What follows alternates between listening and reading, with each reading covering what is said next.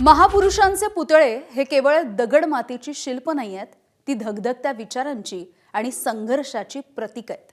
हे पुतळे आपल्याला समृद्ध इतिहासाची जाणीव करून देतात आणि संकटाच्या काळामध्ये धैर्य आणि स्वाभिमानाने लढण्याची प्रेरणा देखील देतात। मात्र गेल्या काही काळामध्ये राज्यामधल्या अनेक भागामध्ये याच सगळ्या पुतळ्यांवरून वाद निर्माण झालाय आणि समाजामधली शांतता देखील भंग झाली आहे। तणावाचं वातावरण निर्माण झालंय। पण मग हे सगळं का घडतंय? या तणावाच्या मागची नेमकी कारणं काय आहेत जाणून घेऊया।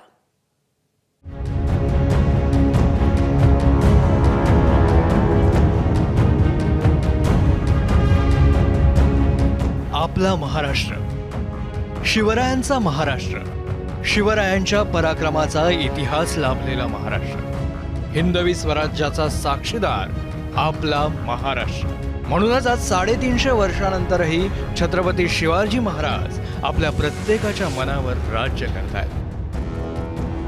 आजही ते आपल्या सगळ्यांचं ऊर्जा आणि प्रेरणास्थान आहे।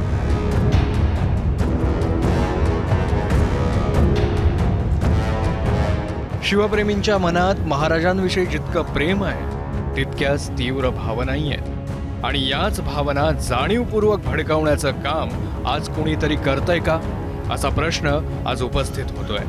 याचं कारण गेल्या 3 महिन्यातील या घटना। सोलापुरातील अंजनगाव इथे धनगर समाजाची संख्या तुलनेनं जास्त आहे। गावातच धनगर समाजाचं दैवत असलेलं हे खेलोबा मंदिर आणि याच मंदिरासमोर 1 एप्रिलला रात्री गावातील बाळराजे आवारेंनी छत्रपती शिवाजी महाराजांचा अश्वारूढ पुतळा उभा केला।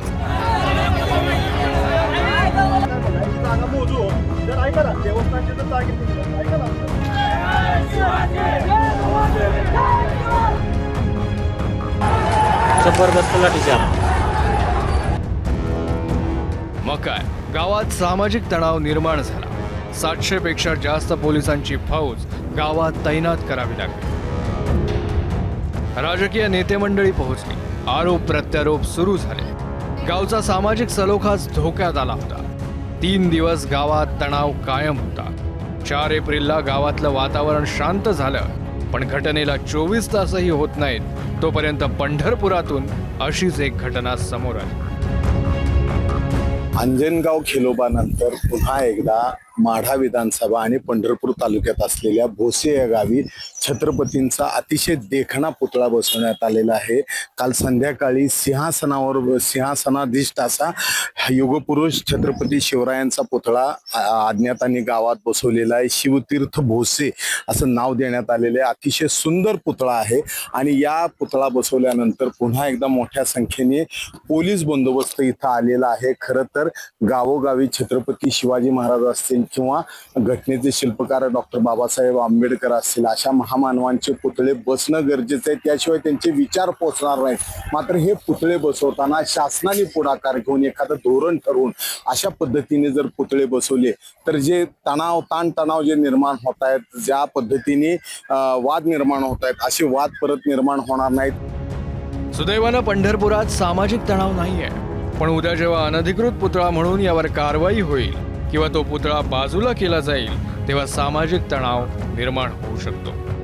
पंढरपुरात शिवरायांचा तर सांगलीत छत्रपती संभाजी महाराजांचा पुतळा बसवण्यात आला। शहरातील राम मंदिर चौकात काही संघटनांनी एकत्र येत छत्रपती संभाजी महाराजांचा पुतळा उभा केला। प्रशासनानं पुतळ्याचं ठिकाण बदलण्याचा निर्णय घेतला। त्यानंतर काही काळ तणाव होता, मात्र आता परिस्थिती नियंत्रणात आहे। सर्व शिवभक्त संघटनांच्या लोकांना प्रशासनाने अशी विनंती केलेली आहे की त्यांच्या काही सूचना आणि काही विनंत्या किंवा काही मागण्या असतील, ज्या ठिकाणी हे स्मारक किंवा श्री छत्रपती संभाजी महाराजांचा पुतळा उभा राहणार आहे त्याच्या अनुषंगाने काही सूचना असतील तर त्या लेखी स्वरूपात देण्याबाबत सांगण्यात आलेले आहे। सदरची बैठक अतिशय शांततेत आणि खेळीमेळीच्या वातावरणात पार पडलेली आहे। तरी आता सध्याच्या परिस्थितीमध्ये पुतळा बसवण्याबाबतचा हा विषय आता संपलेला आहे। सांगली शहरामध्ये काही संघटनांनी अनधिकृतरित्या राम मंदिर परिसरामध्ये संभाजी महाराजांचा पुतळा बसवलेला होता.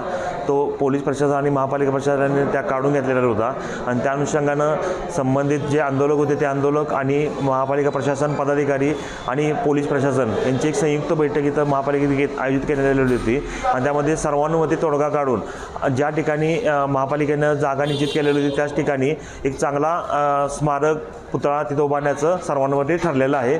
त्यामुळे कृपया याबाबत कुठल्याही गैरसमज किंवा काय असतील तर कोणी यावर विश्वास ठेवू नये. सोलापूर असो, पंढरपूर असो की सांगली, असे अनधिकृत पुतळे उभारण्याची काही पहिलीच घटना नाहीये. गेल्या 3 महिन्यातल्या या घटना पहा. 6 मार्च 2026 मोडनिम, सोलापूर. मोडनिंब ग्रामपंचायतीसमोरच महाराजांचा पुतळा उभारण्यात आला, त्यामुळे गावात तणाव निर्माण झाला. 3 फेब्रुवारी 2026 चिखला काकड, बुलढाणा. 3 फेब्रुवारीला गावात शिवरायांचा पुतळा उभारला. शिवरायांच्या पुतळ्याला एका गटानं विरोध सुरू केला, तर 20 फेब्रुवारीला हा वाद वाढला आणि 2 गटात हाणामारीही झाली. 23 फेब्रुवारी 2026 गेवराई, बीड. गेवराई शहरातील मध्यवर्ती भागात रातोरात महाराजांचा पुतळा उभा करण्यात आला. पुतळा राज्य महामार्गाच्या मध्यभागी असल्याचं नगर परिषदेनं म्हटलं. पुतळ्याचं ठिकाण बदलण्याचा प्रस्ताव मांडण्यात आला आणि त्यामुळे शहरात तणाव वाढला. 21 फेब्रुवारी 2026 मोहोळ, सोलापूर. मोहोळ शहरातील बसस्थानक परिसरात महाराजांचा पूर्णाकृती पुतळा बसवण्यात आला. रातोरात उभारलेल्या पुतळ्यामुळे तणावाची स्थिती निर्माण झाली. महिनाभर शहरात मोठा फौजफाटा तैनात करण्यात आला. 20 फेब्रुवारी 2026 बोरी, परभणी. परभणीच्या जिंतूर तालुक्यातील बोरी गावात संभाजी महाराजांचा पुतळा बसवण्यात आला. 2 जानेवारी 2026 यवतमाळ. यवतमाळ शहराच्या मध्यवर्ती ठिकाणी सावित्रीबाई फुलेंचा पुतळा बसवण्यात आला आणि त्याच रात्री प्रशासनानं पुतळा हटवल्यानंतर वाद निर्माण झाला. बरं, हे फक्तच गेल्या 3 महिन्यातलं होतं. बीडमध्ये तर गेल्या 2 वर्षात 128 अनधिकृत पुतळे उभारले गेले. त्यावरून 109 गुन्हे दाखल झाले. आतापर्यंत 500 पेक्षा जास्त जणांना कारवाईलाही सामोरं जावं लागलंय. छत्रपतीचा सन्मान करणं ही आपली सगळ्यांची जबाबदारी आहे. छत्रपतींना आपल्या सगळ्या समाजाला एकत्र ठेवलंय आणि त्याच विचारांना आपण सुद्धा पुढं जाणं खूप गरजेचं आहे. परंतु कौतुक करतो मी सगळ्यांचं की पुढचे होणारा मोठा वाद टळलाय. आता याच्या पाठीमागं कोण होतं, काय होतं हे पोलीस प्रशासनानं शोधून काढलं पाहिजे. परंतु खूप चांगलं झालं की हा वाद मिटलाय. खरं तर महापुरुषांचे पुतळे उभारणं हा केवळ अभिमानाचा विषय नाही, तर ती एक जबाबदारी आहे. केवळ नियम धाब्यावर बसून आणि कायदा मोडून उभारलेले पुतळे समाजात एकोपा निर्माण करण्याऐवजी तणाव वाढवू शकतात. म्हणूनच आज सर्वाधिक गरज आहे ती भावनेपेक्षा शहाणपणाची आणि उत्साहापेक्षा जबाबदारीची. सांगलीहून कुलदीप माने आणि पंढरपूरहून सुनील दिवाणसह विकास माने, एबीपी माझा, बीड. एबीपी माझा, उघडा डोळे बघा नीट.